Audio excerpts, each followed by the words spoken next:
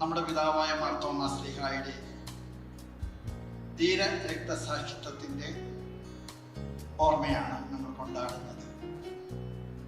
ദുഃഖാന സൂര്യാന്തി പദവാണ് ഓർമ്മ എന്നാണ് ആ വാക്കിൻ്റെ യഥാർത്ഥാർത്ഥം. നമ്മുടെ പിതാവിൻ്റെ ഓർമ്മ. നമ്മുടെ പിതാവിനെ ബൈബിളിൽ 3 സ്ഥലങ്ങളിലെ കാണുന്നുള്ളൂ. യോഹന്നാന്റെ സുവിശേഷത്തിലാണ് പിതാവായി. 3 തന്റേടിയായ, ധീരനായ, എക്സ്ട്രാ മൈൽ സഞ്ചരിക്കാൻ ചങ്കൂറ്റം കാണിക്കുന്ന ഒരു ശിഷ്യനാണ്.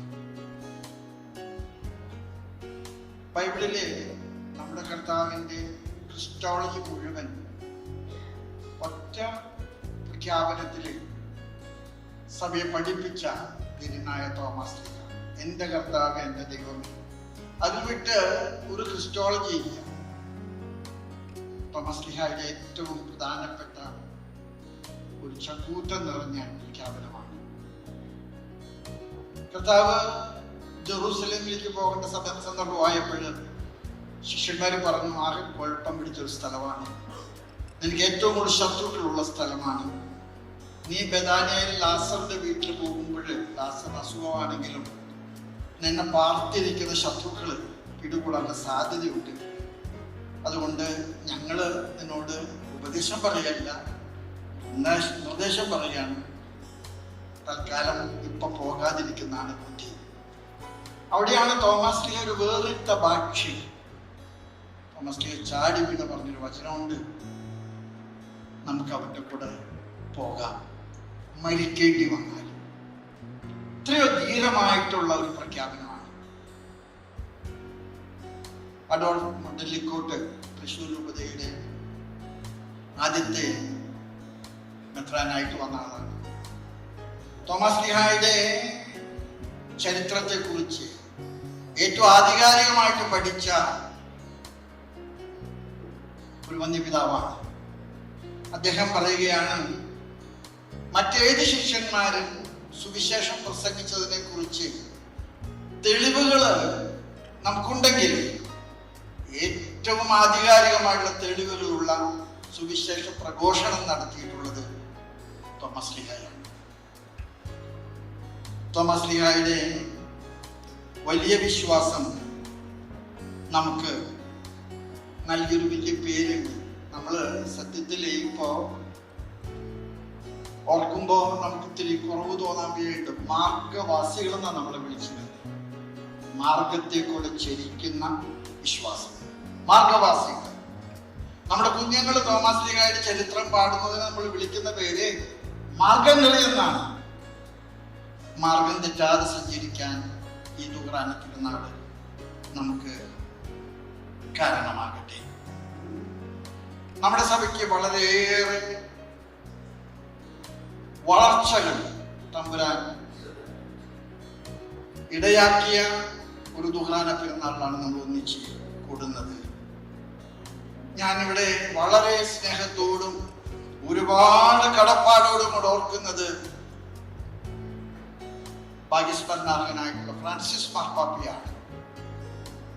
കേരളത്തിനപ്പുറത്തേക്ക് കടക്കാൻ, സുവിശേഷം പ്രസംഗിക്കാൻ നമുക്ക് അവകാശമില്ലാത്തൊരു കാലഘട്ടത്തിൽ നമുക്ക് ചില രൂപതകളൊക്കെ നോർത്തിൽ തന്ന് നമ്മളെ ഒരു വിധത്തിൽ വിരിക്കുന്ന ഒരു സാഹചര്യത്തിൽ ഫ്രാൻസിസ് മാർപ്പാപ്പ നടത്തിയ ഐതിഹാസികമായിട്ടുള്ള ഒരു ഇടപെടലുണ്ട്. 2017 ഒക്ടോബർ 9 ഇന്ത്യയിലെ മെത്രാന്മാർക്ക് അദ്ദേഹം അയച്ച കത്ത്, അത് നമ്മുടെ സഭയുടെ ഈ കാലഘട്ടത്തിലെ വളർച്ചയിലെ മഗ്ന കാർത്തയാണ്. ഷംഷാബാദ് സ്ഥാപിച്ചപ്പോൾ മാർപ്പാപ്പ പ്രയോഗിച്ചൊരു പ്രയോഗം എന്നെ അത്ഭുതപ്പെടുത്തിയിട്ടുണ്ട്. All the territories in India not yet included other dioceses are prescribed and ascribed to the eparchy of Shamshabad. ഇത്രയോ ധീരമായിട്ടുള്ള ഒരു ചുവടുവെപ്പാണ് നമുക്ക് ഓർമ്മിക്കാനുള്ളത്. ഇന്ന് നമുക്ക് കേരളത്തിൽ 13 രൂപതകളുണ്ട്. കേരളത്തിന് പുറത്ത്, ഇന്ത്യക്കകത്ത് 18 രൂപതകളുണ്ട്.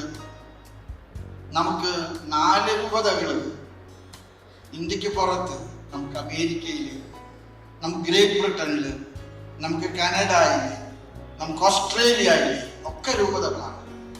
നമ്മുടെ ജനം കയറിയെടുത്തൊക്കെ നമുക്ക് നമ്മുടെ സഭയുടെ ആധികാരികമായിട്ടുള്ള അജപാലന ശുശ്രൂഷകൾ നടത്താൻ നമുക്ക് അനുവാദം നൽകിയ പിതാക്കന്മാരെ, സഭയുടെ സിംഹാസനങ്ങൾ നന്ദിയോടുകൂടി ഞാൻ ഓർമ്മിക്കുന്നു.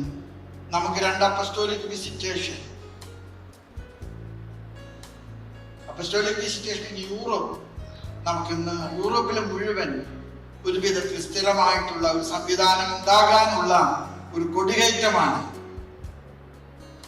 അതുപോലെ ഇപ്പോഴേ അടുത്ത് ഇരിഞ്ഞാലക്കുട രൂപതയിൽ നിന്നുള്ള പ്രിയങ്കനായിട്ടുള്ള ജോളി അച്ഛനെ ഗൾഫിൽ നമ്മൾ ചിതറിക്കിടക്കുന്ന ആളുകൾക്ക് വിസിറ്ററായിട്ട് പരിശുദ്ധ പിതാവ് നിയോഗിക്കാൻ കാണിച്ച ഒരു വലിയ എക്സ്ട്രാ മൈലി ഞാൻ ഇതെല്ലാം നന്ദിയോടുകൂടെ ഏറ്റുപറയുന്നു.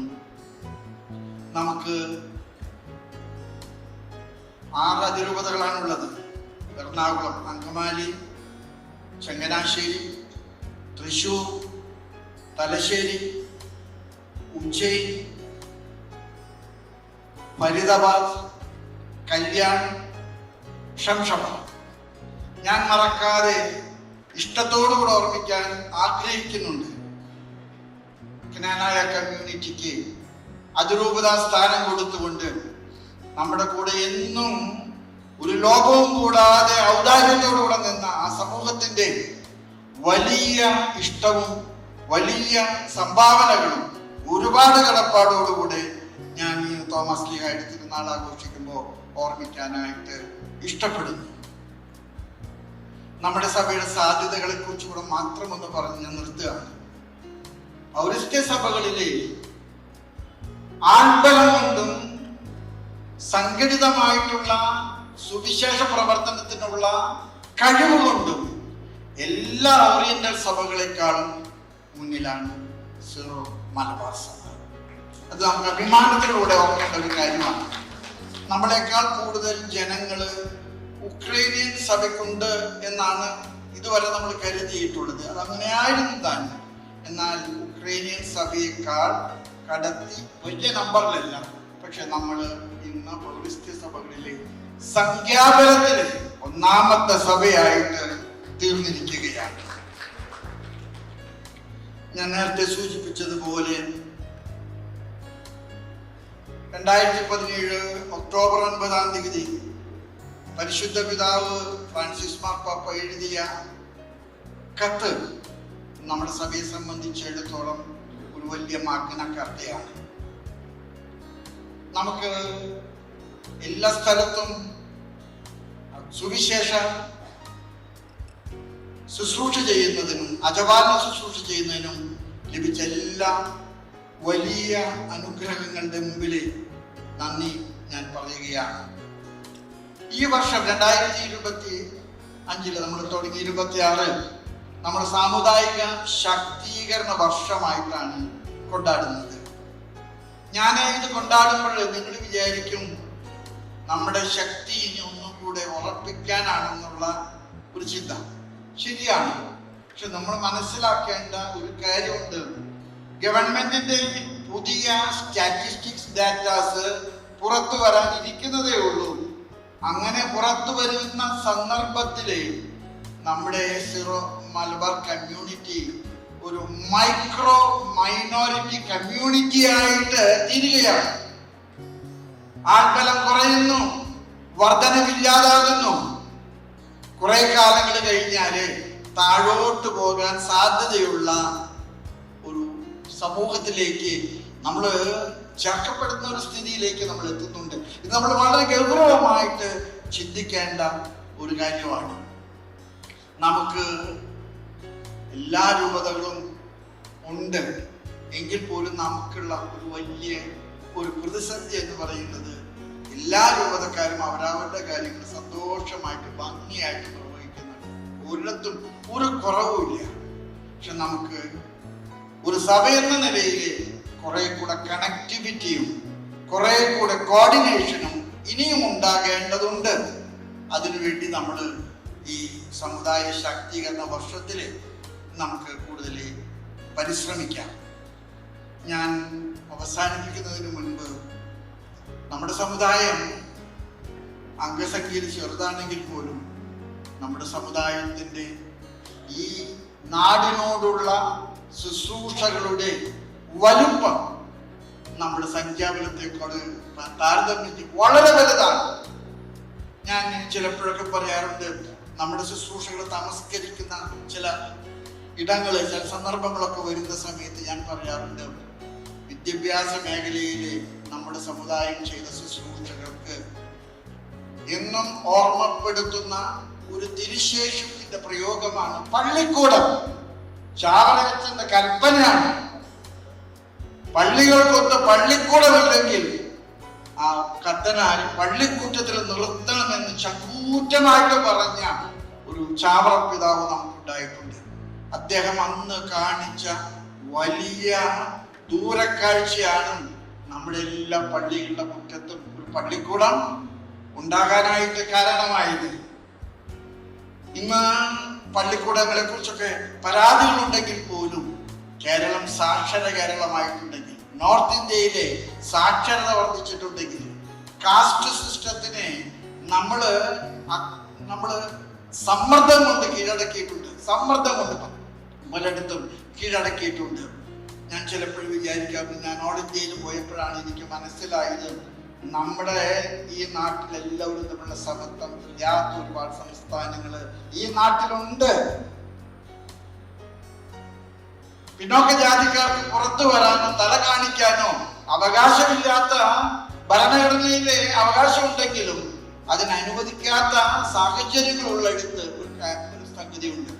ഞാൻ പറയും, മിഷൻ പ്രവർത്തനങ്ങളെ പലപ്പോഴും എതിർക്കുന്നത് അവിടെ നടക്കുന്ന മാനസാന്തരങ്ങളുടെ കണക്ക് മേടിച്ചിട്ടല്ല, അവിടെ വരുന്ന സാംസ്കാരികമായ മാറ്റത്തിൽ സംഭവിക്കുന്ന അപകടങ്ങളെ മുന്നിൽ കണ്ടുകൊണ്ടാണ് പലപ്പോഴും നമ്മളെ ഈ രംഗത്ത് മാറ്റി നിർത്താൻ ആഗ്രഹിക്കുന്നത്. ഞാൻ ചിലപ്പോഴൊക്കെ മനസ്സുകൊണ്ട് പറയാറുണ്ട്, ആരും ഒരിക്കലും പരിഗണിക്കാത്ത ഒരു വിഭാഗത്തിൽപ്പെട്ട ഒരുപാട് ആളുകൾക്ക് അഭയം കൊടുത്ത ഒരു സഭയാണ് നമ്മുടേത്. ഞാൻ ഒരു ഉദാഹരണം പറയട്ടെ. മെന്റലി ചലഞ്ചഡ് ആയിട്ടുള്ള കുട്ടികൾക്ക് ആദ്യമായിട്ടൊരു വിദ്യാഭ്യാസ പ്രക്രിയയ്ക്ക് സാധ്യതയുണ്ടെന്ന് പറയാൻ സീറോ മലബാർ സഭയ്ക്കാണ് ചങ്കൂറ്റം ഉണ്ടായത്. ഇന്ന് മെന്റലി ചലഞ്ചഡ് ആയിട്ടുള്ള കുട്ടികൾക്കൊക്കെ അവർ മറ്റുള്ള കുട്ടികളെ കൊണ്ട് സ്കൂളിൽ പോകുന്ന ഒരു സംവിധാനം, അവർക്ക് ഹോസ്റ്റൽ സംവിധാനം, അതുപോലെ തന്നെ സ്ത്രീകൾക്ക് ആവശ്യമായിട്ടുള്ള അവകാശങ്ങൾ, വികസന പ്രവർത്തനങ്ങളിലെ നമ്മൾ നടത്തിയിട്ടുള്ള വലിയ മുൻകരുതലുകള് ഞാൻ ചിലപ്പോഴൊക്കെ പറയാറുണ്ട്. കാർഷിക വൃത്തിക്ക് സ്ഥലമില്ലാണ്ടപ്പോ നമ്മുടെ ജനം നടത്തിയ കുടിയേറ്റമുണ്ട്. അതാണ് മലബാർ കുടിയേറ്റം, അതാണ് ഇടുക്കിയിലെ കുടിയേറ്റം. ഇന്ന് 2 ജില്ലകളുണ്ടെങ്കിൽ ആ 2 ജില്ലകളിൽ നമ്മുടെ ശുശ്രൂഷകള് വളരെ വളരെ കാര്യമാത്രം പ്രസക്തമാണെന്ന് പറയുന്നു. ഞാൻ അവസാനിപ്പിക്കുകയാണ്. ദൈവമായ കർത്താവ് ഇസ്രായേലിന് കൊടുത്ത 2 ഓർമ്മപ്പെടുത്തലുകള് നമ്മുടെ സമുദായത്തെ ഓർമ്മപ്പെടുത്തിക്കൊണ്ട് തോമസ് ലിയുടെ പെരുന്നാൾ ദിനത്തിൽ നിങ്ങൾ വർദ്ധിക്കുക, നിങ്ങൾ ഭൂമിയെ കീഴടക്കുക. ഈ 2 കൽപ്പനകളും ഈ തോമസ് ലിയുടെ തിരുനാൾ കൊണ്ടാടുന്ന ഈ നല്ല ദിവസം നമുക്ക് സൂക്ഷിക്കാം. ഒരിക്കൽ കൂടെ ഞാൻ ഡേവിസ് എടക്കുളത്തൂർ സഹോദരൻ, തൃശ്ശൂർക്കാരനാണ്, ഗൾഫിലെ വലിയൊരു ബിസിനസ് മേഖലയുടെ ഉടമസ്ഥനാണ്. നമ്മുടെ സഭയുടെ എല്ലാ കാര്യങ്ങളിലും കണക്കറ്റ് ഔദാര്യമായിട്ട് സഭയ്ക്ക് സംഭാവന ചെയ്ത ഒരു വ്യക്തിത്വമാണ്. ഞാൻ സംഖ്യകളുടെ കണക്കൊന്നും പറയാൻ ആഗ്രഹിക്കുന്നില്ല. ഇന്ന് നമ്മുടെ സഭാസ്ഥാനത്ത് വന്നിട്ടുള്ള വലിയ മാറ്റങ്ങൾക്ക് പിറകില് അദ്ദേഹത്തിന്റെ ഹൃദയത്തിന്റെ ഔദാര്യവും അദ്ദേഹത്തിന്റെ സാമ്പത്തിക സ്രോതസ്സുകൾ നമുക്ക് വേണ്ടി നൽകാൻ കാണിച്ച ഔദാര്യമാണ്. ഞങ്ങൾക്കൊരിക്കൽ കൂടെ നമ്മുടെ ജനപ്രതിനിധികൾക്കും ഡേവിസ് എടക്കുളത്തൂരിനും എല്ലാവർക്കും സർവ്വനന്മകളും നേരുന്നു, സർവ്വദൈവാനുഗ്രഹങ്ങൾ പ്രാർത്ഥിക്കുന്നു.